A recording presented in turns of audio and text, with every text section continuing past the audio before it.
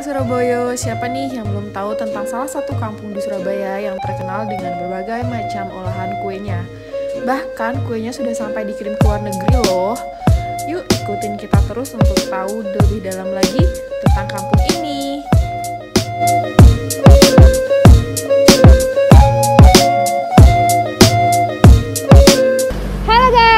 Selamat datang di Jendela Kampung Surabaya Chapter 2. Perkenalkan, aku Eta dan rekanku Wulan dan kameramen kita yaitu Mira. Oke, jadi kita ada di Kampung Kue. Nah, jadi di sini kita akan ngelihat potensi apa sih yang ada di Kampung Kue. Nah, buat kalian kepo, mari ikutin kita. Yuk.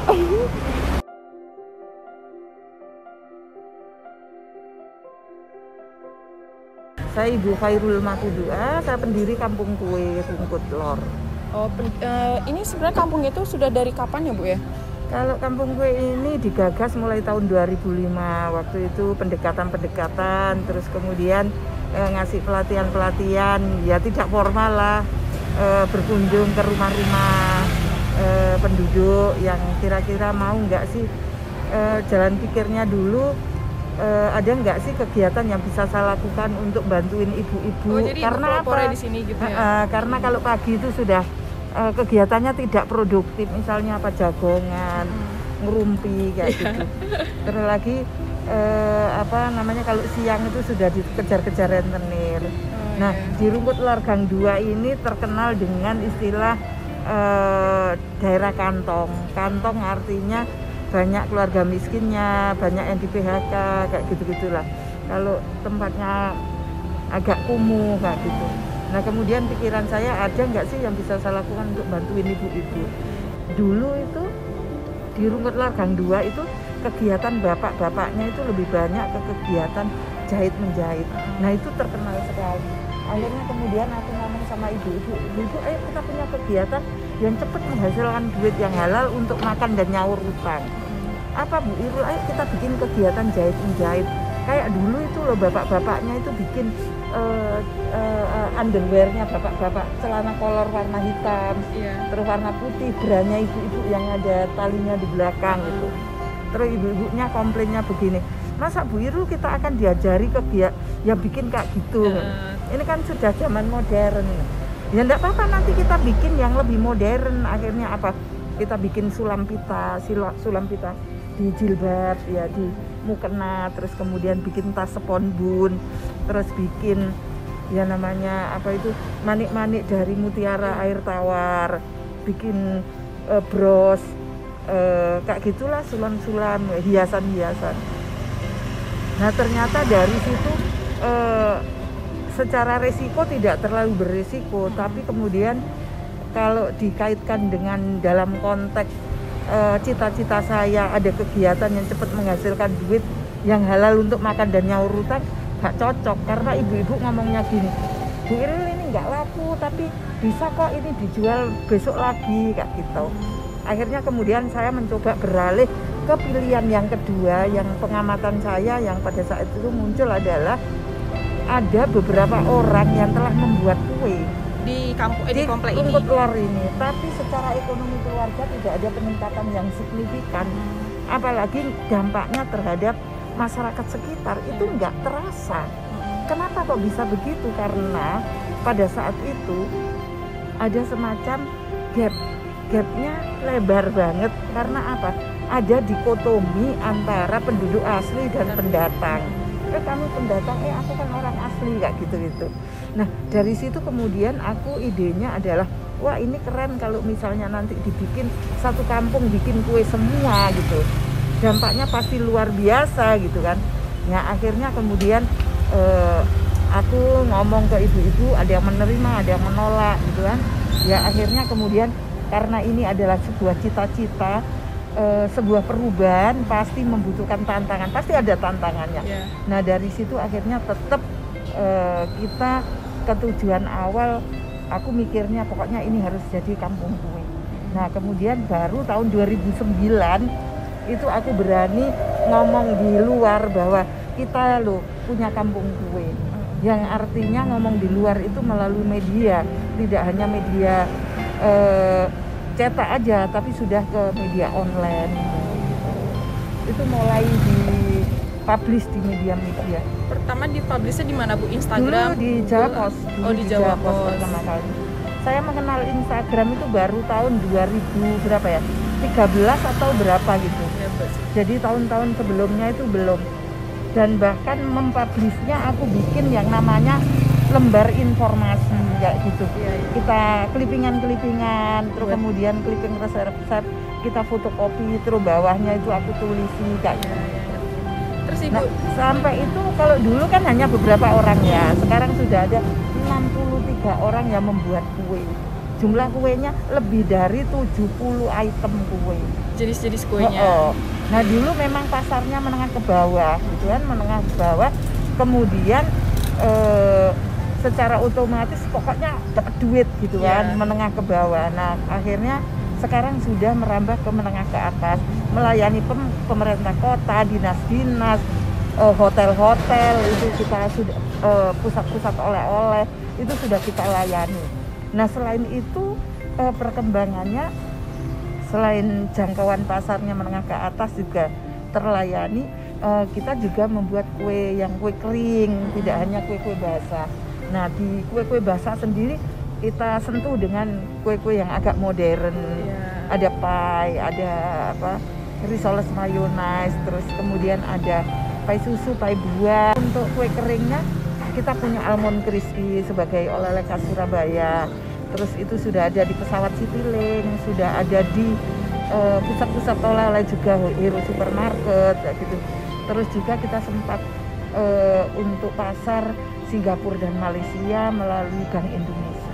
Oh gitu. Terus kalau untuk kan udah ada di Citylink dan di tempat-tempat lainnya Bu, itu untuk mereknya sendiri itu dijadiin merek apa ya Bu ya? Nah, kalau mereknya tetap Pawon Kue, merek saya sendiri Pawon Kue. Karena kemarin waktu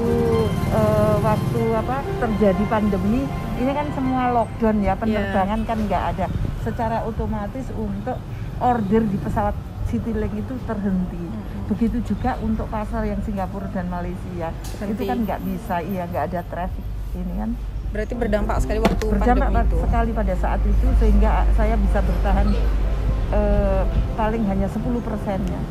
Sehari dapat duit 50.000 itu sudah untung-untungan ketika pertama kali terjadi pandemi. Baru kemudian bulan Juli tahun 2021 ini kemudian merangkak, naik.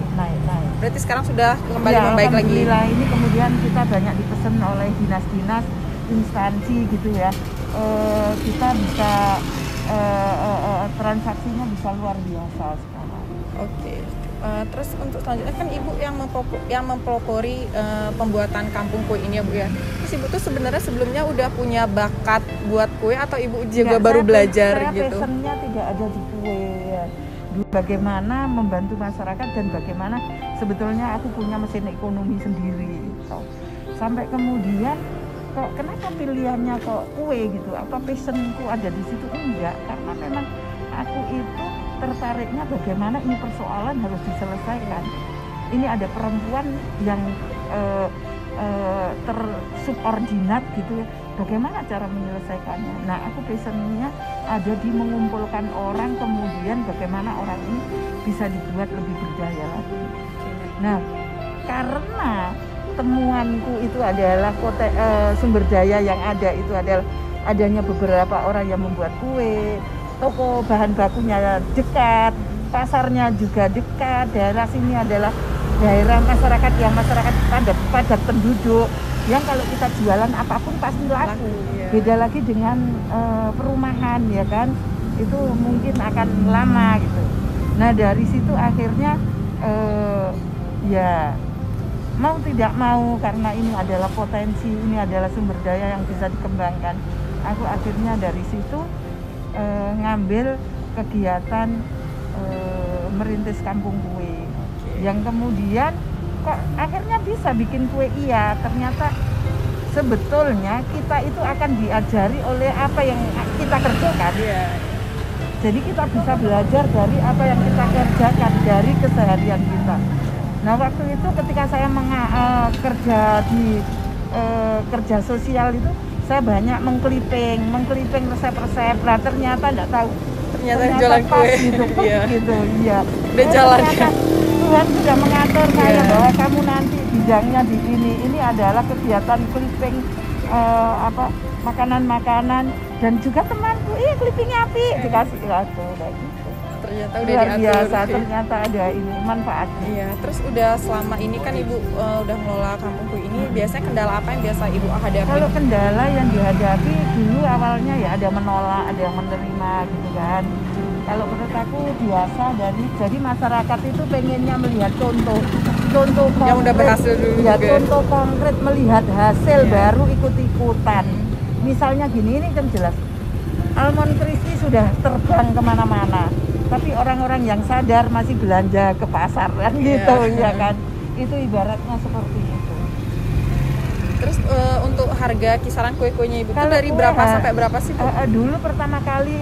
Dulu pertama kali itu ada yang 800 dulu, sampai saya kemudian naik menjadi 1000. Nah sekarang sudah antara paling murah 1250. Harganya masih terjangkau, Iya, walaupun aku bilang ini kelasnya menengah ke atas gitu, tapi ya terjangkau banget Iya. untuk kelas menengah ke atas. Iya. Bang, sangat murah.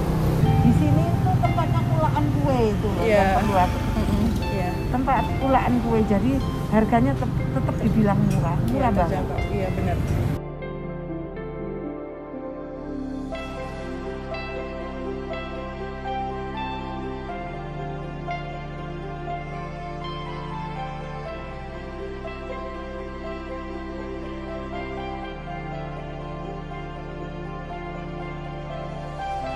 Untuk kedepannya nih Bu, apa sih harapan Ibu kedepannya untuk kampung kue ini? Apakah Ibu ingin mengembangkan lebih besar lagi atau gimana? Nah, kampung kue ini kalau saya harapannya adalah bagaimana kampung kue setelah diresmikan menjadi kampung pariwisata tanggal 8 Februari kemarin oleh Pak Eri Cahyadi, Wali Kota Surabaya. Ya saya berharap nanti kampung kue menjadi semakin maju, semakin dikenal oleh banyak orang. Cita-cita kampung kue menjadi terwujudnya masyarakat yang sejahtera dan berkeadilan itu akan terwujud. Bagi teman-teman atau ibu-ibu warga Surabaya dan sekitarnya, kalau pesen kue bisa datang langsung ke Kampung Kue Rungkut Lor. Alamatnya ada di Rungkut Lor 2, RT 04 RW 05. Bisa dipesan melalui Instagram kita, yaitu kampung_kueku, atau di Facebook kita Kampung Kueku. Dan juga secara ini bisa online, bisa pesen di www.kampungkuesby.com.